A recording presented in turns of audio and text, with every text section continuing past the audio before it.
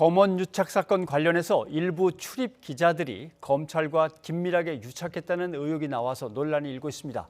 관련된 내용을 장미 변호사와 좀 자세히 짚어보겠습니다. 어서 오십시오. 네, 안녕하세요.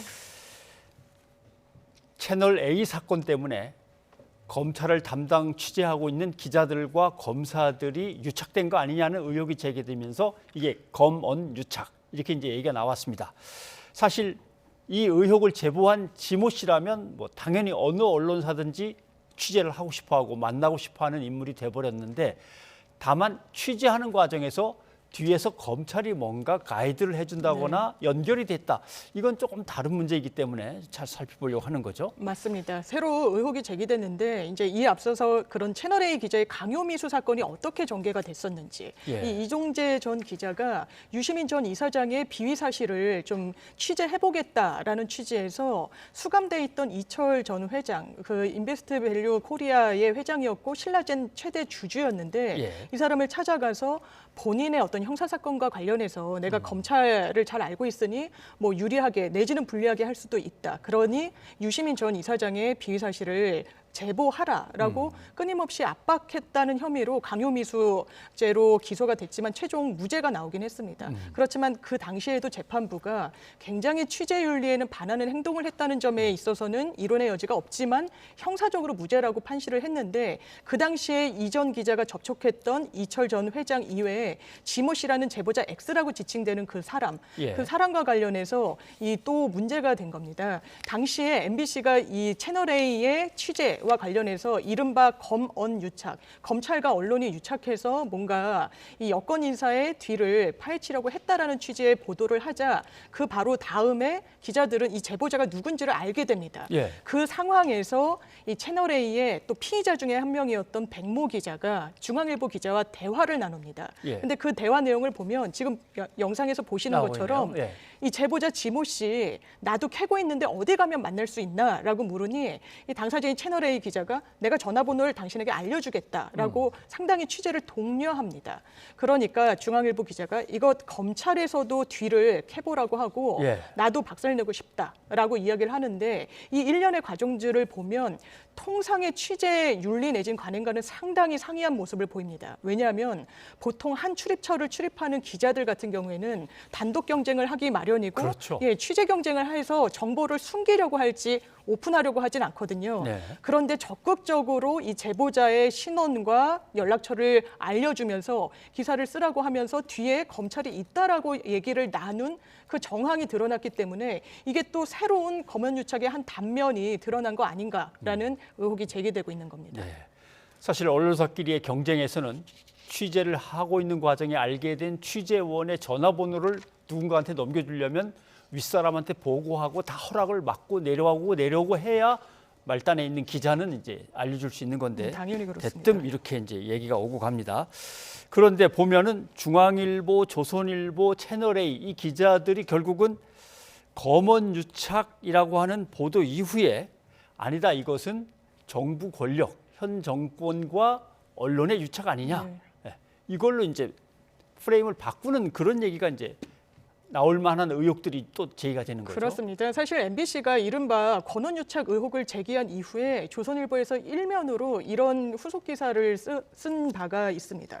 친여 브로커가 윤석열을 부숴버리겠다고 한 2일 뒤에, 그러니까 아주 직후에 MBC에서 검언 유착 보도가 나왔다. 이건 굉장히 정치적인 의도가 있는 것처럼 보이는 그런 기사가 나온 것이죠. 그런데 이 해당 기사가 나오기 전 바로 그 당일 새벽까지도 채널A의 법조팀장과 조선일보 기자가 대화를 나누는데 이렇게 얘기합니다. 조선일보 기자가 이게 자정쯤에 나눈 카톡 내용입니다. 검언 유착 제보자 지 씨에 대한 기사를 우리가 준비하려고 한다라고 하니 채널A 법조팀장이 조선이 시작해준다니, 여기선 조선일보를 지칭하는 거겠죠. 너무 감사하다라고 이야기합니다. 보통은 단독 경쟁을 하는 같은 출입처 기자가 본인들이 쓸 수 있는 기사를 타사가 쓴다라고 했을 때 감사하다는 이야기를 하지는 않죠. 그리고 이런 사실 사실을 숨기기 마련입니다. 그런데 조선일보 기자는 한 발 더 나아가서 사전에 본인들이 채널A가 취재한 내용을 저희한테도 공유해 주시면 좋겠다라고 하고 좀 더 적극적으로 채널A 법조팀장이 미친 X로 만들어 달라라고 독려를 합니다. 그 뒤에 나온 기사가 방금 언급해드린 조선일보 일면 기사였기 때문에 뭔가 이 검언유착의 프레임을 권력과 언론, 그러니까 MBC와 현 정부가 뭔가 부적절하게 결탁해서 이 없는 사실을 만들어낸 것과 같이 의혹 제기를 또 반대로 하는 반대 프레임을 만드는 과정 중에 이런 채널A와 조선일보 기자 간의 대화가 있었음이 새로 드러나게 된 겁니다. 네.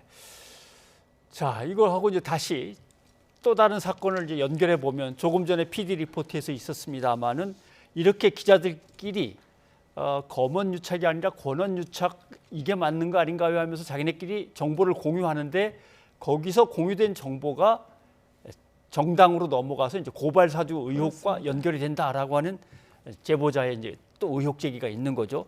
불과 그게 하루 사이에 다 벌어진 일이 되니까 그렇죠. 그렇습니다. 사실 지금 리포트에서도 보셨다시피 실명 판결문, 지모 씨와 관련된 실명 판결문이 이 김웅 의원을 통해 가지고 조성은 씨에게 전달되기 거의 한 2시간 전쯤에 이 기자들에게 건네줬다라는 겁니다. 예. 실명 판결문은 사실 입수할 수 있는 경로는 두 가지입니다. 법원과 검찰. 네. 아니면 비실명 처리를 해서 철저하게 개인정보를 가리고 이게 외부에 노출이 되기 때문에 심지어는 박근혜 전 대통령 같은 공인도 박모모라고 해서 이 열람을 허용하는 것이 지금 수사기관과 법원의 태도기도 합니다. 그렇다면 검찰이 이 실명 판결문을 왜 넘겼을 것인가? 이 일련의 과정 속에서 이해가 되는 측면이 있는데 사실상 검찰의 친화적인 그리고 검찰과 뭔가 입장을 잘 대변해 줄 수 있는 언론사를 컨택 포인트로 해서 이 지모 씨의 그 주장의 신빙성을 좀 저하시키려고 했던 부분이 있는 것 같습니다. 예. 왜냐하면 그 판결문에는 정과관계 등등 아주 내밀한 개인정보가 들어있었기 때문에 이런 일련의 과정 속에서 검찰과 언론이 건강한 관계를 형성하고 있었나 이 부분에 상당한 의문이 지금 제기되고 있는 겁니다. 판결문에 접근할 수 있는 검찰에게서 판결문이 꺼내져서 한쪽은 언론으로 한쪽은 당 쪽으로 가서 고발 사주 의혹과 검언 유착 의혹이 동시에 벌어지고 있는 것이다. 이렇게 큰 줄기로서 의혹이 제기돼 있는 상황인데 거기에 이제 또 하나를 더한다면 제보자인 지 씨가 검찰 쪽에도 뭔가 자기가 제보하고 싶은 걸 갖다가 다리를 놔줬으면 한다고 하니까 한동훈 검사장이 내가 소개시켜줄까 주선을 하려고 했다. 이제 이 정황도 있어요. 그렇습니다. 이거는 또 한동훈 검사장이 이제 직접 워딩을 했다라기보다는 그 전원 형식으로 이 채널A 전체 카톡방에 드러나게 된 건데요. 이렇습니다.